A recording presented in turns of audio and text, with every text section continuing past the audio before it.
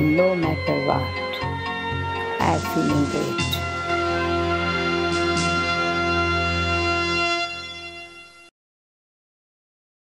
Om Shanti and welcome to Light of Knowledge. Today we'll be talking about a very popular but an often misunderstood term called love. Love means different things to different people. It is a common language that binds people of all nationalities, religions, cultures, and color. It is an energy that is so easily understood by both children and adults. And most importantly, it is the foundation of some of the most beautiful relationships in our lives. Much has been said and written about love by authors and poets, primarily because all of us seem to need it. We don't get enough of it, and many can't live without it. In the moments to follow, we'll discover the true meaning of love, the transformational impact it has, and its ability to heal lives. With us on this journey, we have Sister Shreya, who has spent a lifetime practicing spirituality. Sister Shreya will bring with her deep wisdom and an ability to apply spirituality in a practical context. So welcome to the show, Sister. Om Shanti. You know, Sister, today I was reading an article and I came across a very beautiful line that says, the only powerful therapy in the world today is love. And it got me thinking, because in a world where there's suffering and illness and pain, we seem to have tried every other therapy other than love. Yeah, because like you were saying, love is the most commonly used word, but it's also the most, we use it quite a lot, but it's also misunderstood. It's misused. It's also abused. So we need to really understand what love is. And normally when we're talking about love, we're always looking to take that energy from someone. Because when you talk about therapy, you're looking for the therapy from outside. And at the same time, we say love is an energy. So we need to understand what exactly is love. Is it something that I can heal myself? Or do I need to acquire love from somewhere outside to heal myself? I was sitting with somebody who works in the Google department, and they were sharing something very beautiful. You have this Google engine where people put words. And they were telling me the most commonly searched word in Google, one is love and the other is peace. Wow. And the reason I think that people are searching for love is because they think, like you rightly said, it's something that's coming from the outside. Yes. So you're always trying to look for it. Yes. You do feel it from the outside also. Like if I ask you, what are those moments when you have felt loved? Because it's something that we have to now become a little introvert and think and go within, that when is those exact moments when I have felt loved, when I have felt that this person really loves me. Some moment in your life when you felt that you were loved, what exactly was those moments for you? Actually, it's, with my daughter. So when she gives me this lovely smile in the morning when she gets up, I feel loved. Or when my parents are really happy with what I've achieved in life, I feel loved. Or when my husband pays me a lovely compliment, I feel loved. So I can relate to what you're saying, that I, as a person, do look for love from all of these external entities. See, sister, it's an energy that flows from them to you, which makes you feel good. So we have experienced that energy. It's not something which is very tangible. It's like one thing which you said, okay, if my husband pays a compliment to me, you feel loved. So for example, a husband says something to the wife, something like, you're looking very beautiful. So this is that positive energy that flows from the husband to the wife. And then there is one thought that comes in your mind, and that thought goes like, oh, I'm looking very nice. And that actually makes you feel good. Okay. Can you see the difference? It's not what they are saying to you. It's actually what they are saying to you acts as a stimulus. Right. It's a stimulant. They say something to you which is very nice. So the positive energy flows from them to you. Right. And when you are in that aura of positive energy, your own divinity emerges. And Right. you create one thought here which goes like, I'm looking very nice. I'm looking very pretty. And this Right. thought, the quality of this thought is, it's very elevated. It's very positive. And that creates a very beautiful energy. Now the point is, do I need somebody to tell me that I'm looking very beautiful, or can I tell myself that I am very beautiful? I haven't tried that. Honestly, I haven't, because I think I've spent a lifetime Yeah. looking for, like you rightly said, a stimulus. Yes. I didn't know that what you're talking about, this lovely divine energy, Yes. is within me. I always thought it's an energy which is with others, and I need to get it at any cost. Yeah, because the truth is, love is an energy, and more than that, I am love. Okay. See, if I can experience an energy that's flowing from them to me, then there's the same energy that's flowing from me to them. Now, love has different forms. One of the forms of love is acceptance, the other is compassion, the other one is forgiveness, the other is care, the other one is to share. They're different forms. So, when we use these forms in our life, the other person feels loved. When I expect from you, you will not feel loved. Because the energy that now flows from me to you is of control. Correct. But when I accept you the way you are, then the energy that flows from me to you is more of acceptance. So it's the energy that is flowing which is making you feel good. So we've been looking for that energy from outside. See, what happens when I look for that energy from outside? If the husband says you're looking very nice, it makes you feel very good. Yeah. But what if the husband says something like, the color is not suiting? Oh, I feel terrible. Yeah. Can you still feel good at that time is the big question.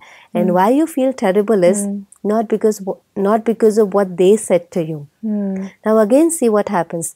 They said something to you like, this color is not suiting you, or you're not looking very nice.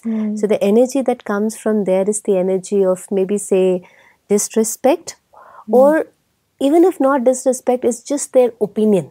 Right. Yeah. It's not necessary that what you like is something that they will also like.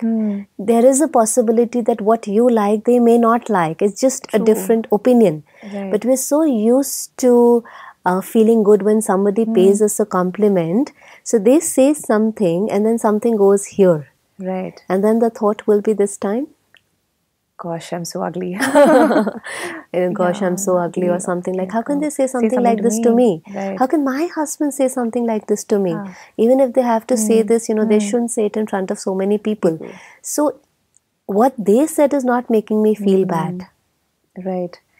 So I like what you said, you when you spoke about, in essence, Yeah. I am love. Yes. And when I tell that to myself, I am love, I think it somewhere right now I feel that I'm not very dependent on all of these other people and sources and things. Yes. And it also brings to mind, this example where I've seen a lot of people, look for love outside. They don't get it from one partner. They may move to another partner. They don't get it from that partner. It's a vicious circle to find the right source of love, if I may say so now. So I think what you're saying right now eliminates that whole dependency. Of course, because see, there is neediness. We're empty. We're not able to create that positive energy on our own. So we're looking for stimulant. You say something to me, you appreciate, you compliment, you say something nice, you approve of me, you accept me, and then that stimulant makes me feel good. But rather, love is an energy. You've always realized that more than taking, it's about giving. Right. The purpose of a life is not to take. The purpose of a life is actually to give. And in every relationship, it's about giving. It's more about not waiting for a compliment from somebody, but it's more about giving a compliment. Right. See what happens when you say something nice to somebody, you create that thought in your mind first. So the energy is going to flow from you to the other person. Right. So you're the first person to experience that. Correct. Sister, while listening to you, this thought that came to my mind, which is, so what is love actually. So when you tell somebody, I love you, what am I actually saying to that person? Yeah, sometimes, when we use this word, I love you, it can be an infatuation also. Okay. Sometimes when we say I love you, there are particular qualities of yours that I really like. And I think I really am in love with you because probably those qualities are not in me. And when I see those qualities in you, that energy flows from you to me and I really like it. Right. And sometimes we're also at our best. Okay. Yeah, that happens. Yes, sometimes when we meet this person for the first time, it's more like an infatuation. You're at your best, I'm at my best. And even though we have weaknesses, but we, with our willpower, overcome them. Yeah. So it's that initial period where, of course, the positive energy is flowing. And I really, really like you. And there is this exchange of beautiful energy. And I can think about nothing but you and your qualities. So when I'm thinking about your qualities, it makes me feel very good. Right. It can also fill that void which is within me. Those qualities which are not within me but are with you. So that fills that void for a while and I feel very good. Right. But sooner or later, I will see you without your masks. Yeah, happens a lot in a marriage because you have the first few years so beautiful with both partners in love with each other. Yes. And then gradually each wants the other to change. You know, why can't you do this differently? Why can't you do that differently? So where's love gone?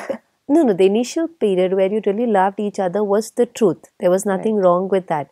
It is in those initial periods you were only looking at each other's qualities. Right. Okay. You made extra effort to be in your qualities and to radiate that. You were also ready to adjust, accommodate. Yeah. You were ready to change according to them. You didn't mind changing at all, little bit. You wanted your personality to be like the way the other person will like you. We were making a lot of changes and we were ready for that. And they were also doing the same. That initial period, we were making that effort. But it's not possible to do it through the life. Yeah. Because we have our own set of weaknesses and we have our own set of strengths, which is perfectly all right. And then a period comes where those masks go off and I can see you the way you are. Yeah. I can see those weaknesses and I can see those strengths.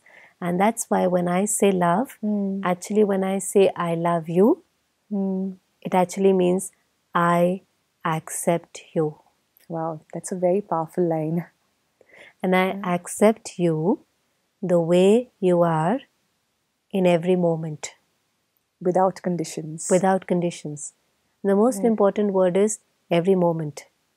Okay. I accept you the way you are, but am I actually able to accept you every moment? 24/7? It's actually tough because if I think of it from a point of view of being a mother to a 2-year-old, Yes. I love her.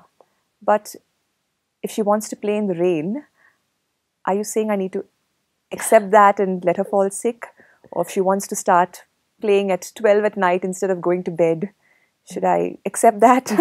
See, now we have to understand the next thing, what acceptance means. Okay. When you come to the role, of course, you don't allow your child to do whatever they want to do. But to understand that when your child is saying that I want to play in rain, if I ask you, if you were a 2-year-old and it was raining heavily and you saw all the kids playing in the rain, and wouldn't you feel like playing in the rain?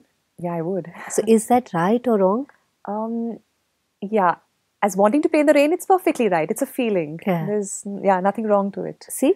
So there's a difference. Wanting to play in the rain is right, but actually going and playing in the rain may have repercussions, like she might fall ill.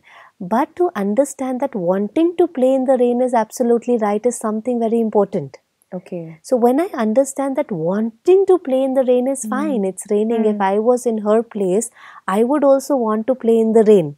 Right. So when I accept that wanting to play in the rain is right, then the energy that I send to my daughter is of acceptance. Right. But if I create a thought, what nonsense? Why can't she understand that it's raining and it's cold, and if she plays outside in the rain, she will fall ill? Why can't she understand that? You see? Yeah. So then I start getting irritated. And irritation is not love. Okay. Irritation. But I'm doing it for her benefit. No? I am doing it for her benefit. But what is the benefit is also something that I have to understand. When I say I'm doing it for her benefit, when I want to give benefit to somebody, what is the energy that should go from me to them? I want to benefit them. Yeah, positive, good. So that they Yeah. feel empowered. Empowered, yeah. Yeah. So I want to benefit them. And when I get irritated, what is the energy that I send them? Negative. So am I really benefiting? No, you're not. I'm actually weakening. You are actually weakening them. person. This is a very big realization. That a lot of times when I actually feel that I'm doing something for their benefit, I'm weakening them. Okay. It's not actually benefiting them. I'm trying to control them. Okay. And the other person sometimes feels suffocated when you try to control them. Of course, there is purity of intention. Yeah. No, that's what happens in a mother and child relationship always. Because mother always has a very, very pure intention. The intention is very pure that if she plays in rain, she will fall ill. Right. Yeah. See, the intention is very pure. Yeah. But if the intention is pure and the method is not right, then even with the pure intention, you will not get the right result. Right. So your intention is to empower your daughter. So you cannot get irritated in the process.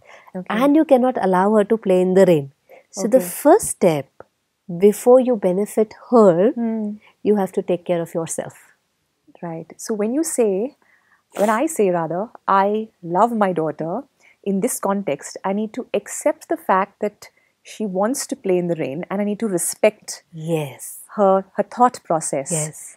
And if I want to stop her from playing in the rain, what you're saying is I need to send that positive energy and maybe tell her assertively Yes. that, playing in the rain will get you ill and it is not good for your health. So the first thing what you have to do is you have to connect with yourself. Okay. Like how we did is, you have to always go in her shoes. Okay. Whatever she's asking, you have to go in her age, in her shoes and ask yourself, is this right or wrong? And you will always realize that from her perspective, it is right. Okay. It's not really Yeah. wrong. Yeah. When I get irritated, I'm sending an energy that you're wrong. But here is the realization that they're right from their perspective. There's nothing wrong playing in the rain. The only thing is, yes, it's not good for my child's health. So, before we think about anybody else's benefit, we have to take care of ourselves. And when I say take care of ourselves means we have to remain positive. The state of mind should not change. Our original state of mind is peace, is love. Right. So as a parent, how do I stay in this state of mind, or how do I communicate to her in this original state of mind? See, how the irritation starts to come in is when in your mind you create couple of thoughts like, why can't she understand? How many times do I have to explain it to her? I'm tired of explaining this to her. I have to do this, I have to do that, and then I have to explain it to her so many times. So this is the quality of thoughts that's going on in your mind which is bringing you down. Right. Your state of mind. Right, yeah. You have to do nothing actually to bring that state of mind up. You are that. Okay. I am peace. Right. I am love. But when I create these kind of thoughts, I come down. Okay. So you just have to be in the awareness that I am love. And I have to play this role of mother with love. Not for love. With love. With love. Because then I'm sending that then positive you will send that positive energy which eventually will come back. But we don't wait for that to come back. Our role is to send that energy because in that process you're the first one to experience that. So the first thing, before you think about the benefit of the daughter, you have to think about the benefit of the self. And thinking about the benefit of the self, you have to take care of yourself that you don't have to come down from that awareness of who you are. When we shift from being to doing, we immediately lose that awareness. Right. So you come into the consciousness that I am the mother and I have to discipline my daughter and I have to take care of her. Right. So you become that doing personality and you lose that being stage. So I become very aware of my role. That's what you're saying. Yes. My role is of a mother. Yes. So I'm not wearing the shoes of a true divine being, but I'm wearing the shoes of a mother. And therefore I would speak with authority or I would speak with the need to control her. But what you're saying is that I need to step away from those shoes and actually connect with who I truly am. Yes, you have to play that role of a mother, but being in the awareness of who you are. Which is a loveful, peaceful being, right? Because see, we are human being. Yeah. The title is so beautiful. We're just not human, we're human being and we're not human doing. Correct. We're human beings. So this body, of course, is made up of elements and we are human. But beyond that, I'm a spirit, I'm a being. And the awareness that I am a loveful being, and now I have to play this role, the role of a mother, but with love. Yeah. Yeah. So right now, I'm probably taking love from my daughter, but I don't have to take love from my daughter. That's not my role. You see, a lot of parents are taking love from their daughter. children, That's not my role. My role is to be love and to radiate love. It's not about giving love also. Doesn't that happen, sister, when you're so close to your child? You think you're loving the child, but you just grow so unconsciously close that you naturally become dependent on her for love, right? Isn't it something that just happens? Still, it's a dependency. It's a dependency. Even if it happens naturally, you're becoming dependent. And if you become dependent, there'll always be fear. So whenever you're dependent on something, there's always a fear. What if my child doesn't behave this way? Then I will experience hurt. Okay. So this is not true love. It's actually attachment. Okay. You're dependent on your child. Right. You lose your sense of identity in your child. You're different. She's a soul. You're a soul. You are playing a role of a mother, and the child is playing. The child is also being, and the child is playing a role of a daughter or a son. So both of you are playing a role. But in that awareness that I am love and I have to radiate love. I don't even have to give love, We don't even have to pretend in giving love. Okay. We just have to be love and that energy flows. Just be it. Yeah, because if I try to give love, then again it's pretension. Then again I'll try to do something. I will think of, getting you a gift or this or that. Yeah. And then, so that's not true love, because then again, I'm buying things to make her happy, or I'm shopping to make her happy. But true love is just this energy. Yes. That is. See, even when you empowering buy her. a gift, you will realize that the love is actually not in the gift. The gift is something material. It's not in the wrapping. It's not in the gift. It's not in the supermarket. It's actually in that intention. Right. It's in that intention that I want to buy something because I really care for you. For example, I don't care for you. Sometimes we realize that we exchange these gifts and you will realize that the intention is not very pure. I might be giving you a gift because I think, I need to make this contact. Tomorrow, you are at a position where your position or your role can help me in some way. So I need to give you gift every year on Christmas and Diwali and to keep that contact. But the other person also knows the intention. Right. I hear what you're saying. You're saying that, I need to accept, I need to love, I need to send this positive energy to my child so that she's able to understand, what I'm trying to say from a disciplining perspective. But in my mind, there's still a question in terms of how and what am I actually going to tell her to stop going in the rain? And I think in the interest of time, let's pick that question in the next episode. Sure. But thank you very much for your time. They were great insights, sister. Thank you. So we learned something beautiful today, at least I did, and I'm sure most of the viewers also did, that love is not just a four-letter word. Love is acceptance. So when you say, I love you to someone, what you're essentially saying is, I accept you. Let's discover more about this beautiful phrase called love in the next episodes. Do join us. Thank you.